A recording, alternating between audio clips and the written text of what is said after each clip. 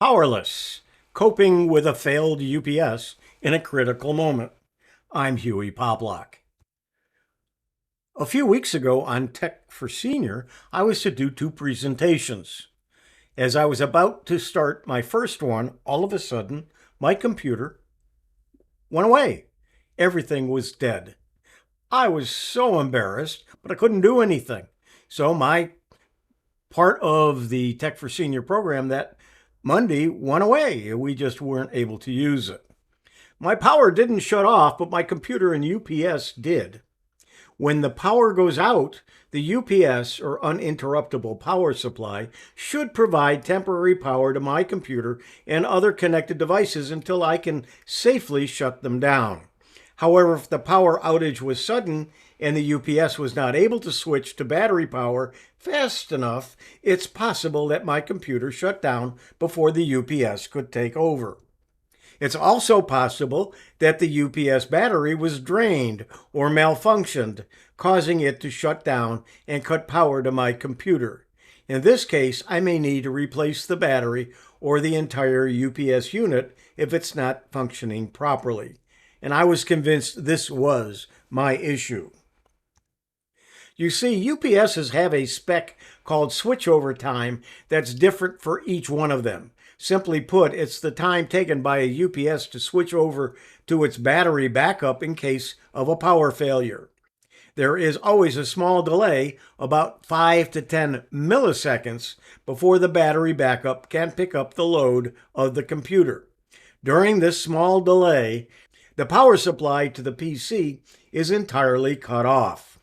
The PSU, or power supply unit, of the PC is supposed to compensate for this short power loss by discharging its capacitor so that the power to the motherboard and all peripherals are not interrupted.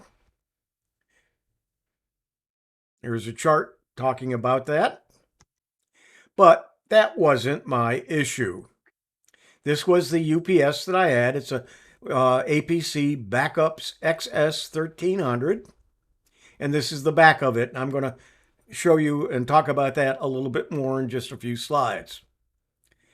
The unit itself is no longer available. I think I've had it for about 10 years. It was discontinued in September. However, I can get replacement batteries for about $90. And these are what the batteries look like. They're heavy. They're a lot like an automobile battery. Here is the back of the UPS that died, and you will see that there's different plugs. If I had realized what was going on and I could get on the floor and of course get up, I could have probably unplugged those items in the battery backup outlets and put them in the surge protected outlets. I could have had my computer back up and running, but by the time I did all of that and then try to get up from the floor underneath my desk, it would have been time for everything to end anyway, so I didn't worry about it at the time. Some of those surge protected outlets are also being used, so I would have had to switch some things around. So it wasn't possible to do. So, number one, input power. The UPS is connected to a power source, typically a wall outlet or a generator that supplies AC power. A rectifier, the incoming AC power, is converted to DC power by a rectifier. Then the battery, the DC power, is then used to charge a battery that's typically housed within the UPS. The battery is the primary source of power for the UPS.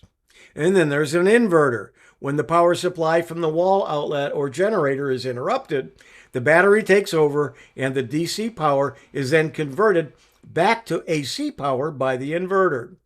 And then the output power, the AC power output from the inverter, is then supplied to the devices or equipment that are connected to the UPS. And there's an automatic voltage regulation.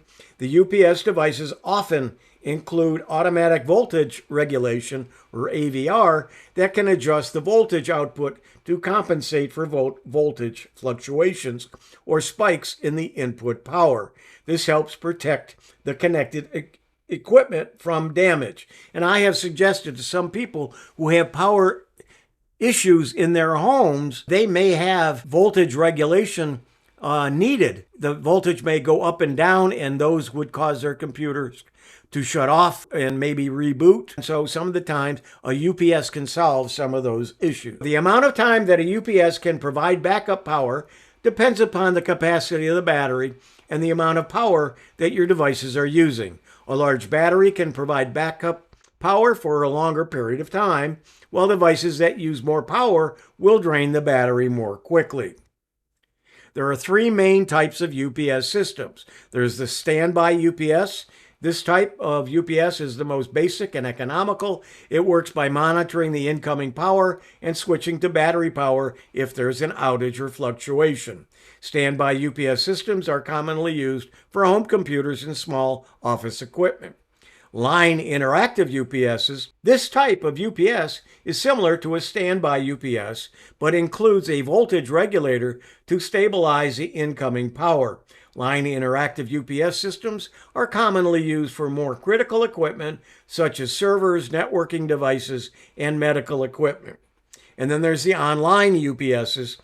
This type of UPS provides the highest level of protection and is often used in data centers, hospitals, and other critical infrastructure. Online UPS systems work by constantly converting the incoming power to battery power and then back to AC power to ensure a steady and clean output. Here's what the inline systems for large facilities are like. Here's another one, and here is even another. Obviously, these are much more than you need in your home. It's important to note that a UPS is not a substitute for a backup generator or long-term power outage solution.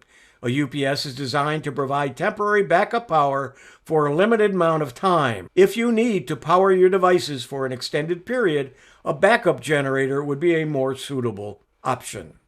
In addition to the loss of backup power, a dead battery in a UPS can also cause other issues. For example, if the UPS is not able to properly detect a power outage or voltage sag due to the dead battery, it may not switch over to battery power as intended. This could lead to an unexpected loss of power to connected devices or systems, potentially causing data loss or other issues. If the UPS fails to provide power after a battery failure, it may be necessary to replace the battery or the entire UPS unit, depending upon the severity of the battery damage and the age of the unit. It is also important to note that some UPS models may have safety features to prevent them from providing power when the battery is damaged to avoid potential hazards such as overheating, fire, or explosion. And I feel that this is what happened to me, that the batteries have failed in the UPS. If the UPS is still good, I can replace the batteries and it still should work fine.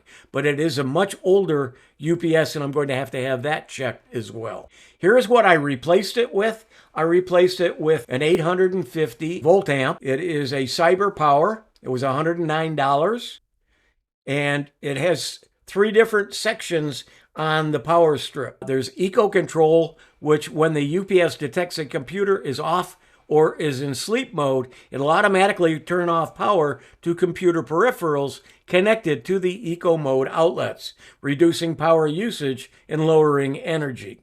And then there's surge protected outlets that are only surge protected. If the power goes out, they go out. And then there's battery supported and surge protected. That means if the UPS goes to battery, those items plugged in there will work until the batteries deplete, and they're also surge protected. The Cyber Power UPS that I got came with a wire that I couldn't quite figure out what it was for until after I got everything plugged in and looked at the manual.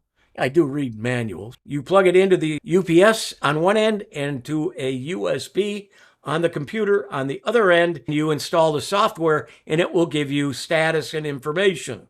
Now here's what the current status of my unit looked like when I did it with the software.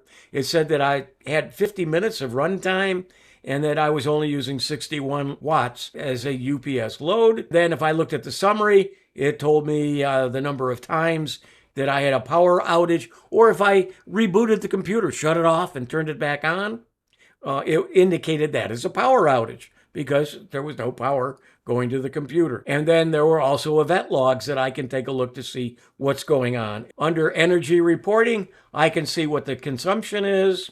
I can also look at the voltage, and I can run a self-test to see if I have any issues. Here is the several models from the CyberPower UPSs that they have, and I decided on the 850.